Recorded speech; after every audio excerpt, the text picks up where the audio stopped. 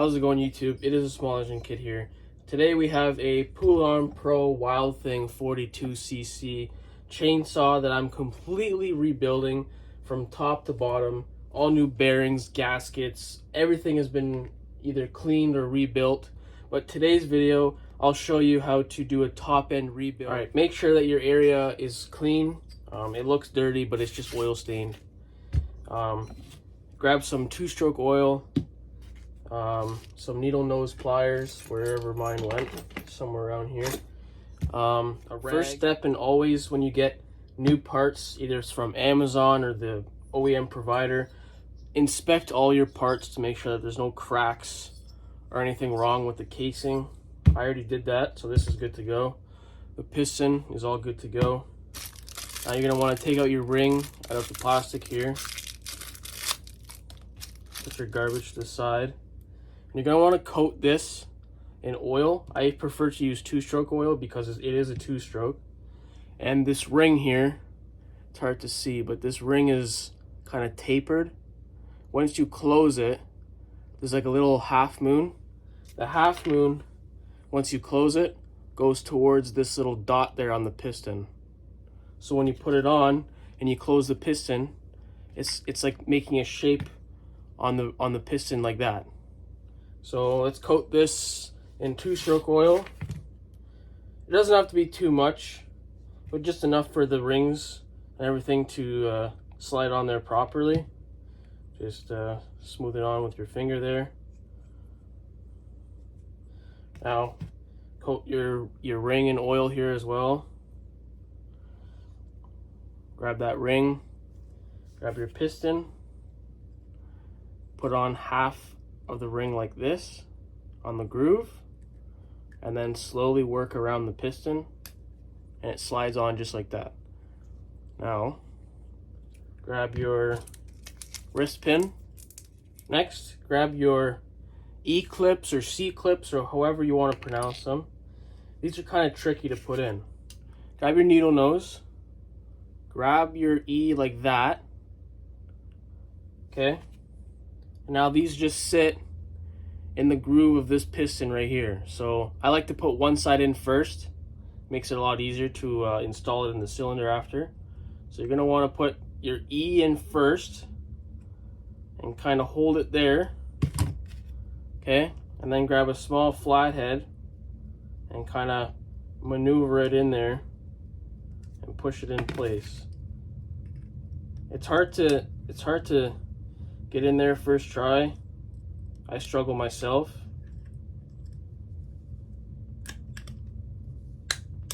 Just like that, it's in there. Okay, now get your wrist pin, coat that in a little bit of oil. Okay, I only put in about halfway. Okay, just like that. Now grab your connecting rod and your crank, which is right here. Okay, you have to inspect this as well, make sure that there's no up and down play. You're allowed to have side to side play, okay, but no up and down play. If there's up and down play, it's no good. The bearing needs to be replaced. Next step is to install the piston on the connecting rod. Now this part is very important. There's an arrow on the piston, and that always points toward the exhaust. So if you look at your cylinder here, this part is where the carburetor is going to go, so that's your intake, and this is your exhaust. This is where your muffler goes. So the piston, the arrow points that way. So if you put this like this, how it's going to go in the saw, and you turn your piston like this, so that make sure that the arrow is always facing the muffler. So we're going to install it like this. So the piston is like this, the connecting rod goes like this because this is the clutch side, and that's the muffler. So to install it, always make sure that the arrow on that piston is facing towards the muffler. So to install it on the connecting rod, it's very easy. So there's a little slot there in the piston. You just slide this in there and push the wrist pin through, and that's it. Now you grab your other E clip or C clip or however you want to pronounce it. Grab your needle nose, and then it just sits in that groove right in there. What I like to do when I'm doing a rebuild is grab a little flathead screwdriver and make sure that the pin in there, or the wrist pin, and the clip are properly seated, because if it's not, it'll come apart and you'll blow your motor instantly. So just make sure that the C-clip is in its groove, which mine is. Okay, now when you're installing it in the cylinder now, make sure that your ring is properly on that part right there, okay? And what you're going to want to do is you're going to want to put the cylinder upside down like this, but make sure that when you install it, the arrow is always faced toward the exhaust, because now I flipped it over. You're going to want to flip this over and install it this way. So I'll show you what to do. So the cylinder is tapered at the front here. There's a little bit of a lip inward. That is to make it easier for the rings and this piston to slide in. So grab your oil and coat the cylinder walls with oil. Rub it in there, okay? Make sure it's all lubed up. Now, grab your piston. I would put some more extra oil on here just to be safe, so it slides in there easily, okay? Now, your piston is like this, so make sure it's up and down. This is your intake, so that must be your exhaust. So your arrow points towards the exhaust. So it's like this. So you're going to want to place it in like this. Grab your piston rings. Make sure they line up with the little pin there on the piston. Kind of squeeze these together and just give it like a little bit of a push. Make sure your piston. All right, once you give it a little bit of push, it should just slide in there like that. Okay? It's in there nice. Okay? Next step, you're going to want to install your crank bearings. Okay? So make sure that this is pushed all the way down, and your crank bearings just slide on the shafts here. So one on each side. I have my bearings right here. Okay? I'm reusing my old bearings because I couldn't find the older ones, but these are still good. There's still a lot of play in there. Not play, sorry. They're easily, they roll very easily. So what I like to do is coat these as well. Okay? Coat the shaft on each side. And this is very easily. All you do is just slide them on. Okay? Lift up the piston there a bit, the crank, so you can slide in your bearing. Just like that. Now the other side. The rubber always faces out, so the metal part here faces the crank. Make sure we put some oil on here. Okay. Slide the bearing on the shaft here. If you have to lift up the crank to slide it on, that's fine. Okay, now it's installed. Next thing is you push down, make sure it's all seated. Okay, just like that, it's all seated.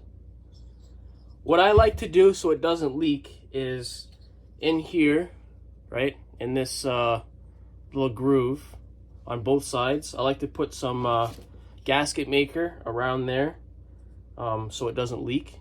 So we're gonna do that. All right, grab your gasket maker here and just coat the sides of the cylinder here just a little bit, just so it doesn't leak. Just like that. The other side, just a little bit. You don't have to go overboard with this stuff because it will seal because it's a rubber gasket, but I like to be safe so then everything just stays in one spot. So then push these in. Next step is to grab your crankcase. Here's your crankcase. Again, same thing with the gasket maker. Coat the sides here where the bearings sit. Here you can be a little bit more generous because there's a lot more surface. Okay. Just like that. The other side.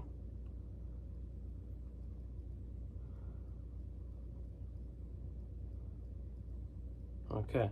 Now that you got your gasket maker where your bearings sit, again, for more insurance, I like to put it around the surface over here because I don't want anything to leak. Because then you're going to get an air leak and the saw is going to be kind of junk afterwards. Okay, now to install this, I just go like this, make sure that your crank is in there properly, okay? And then grab your crankcase and fit it on top. Just like that.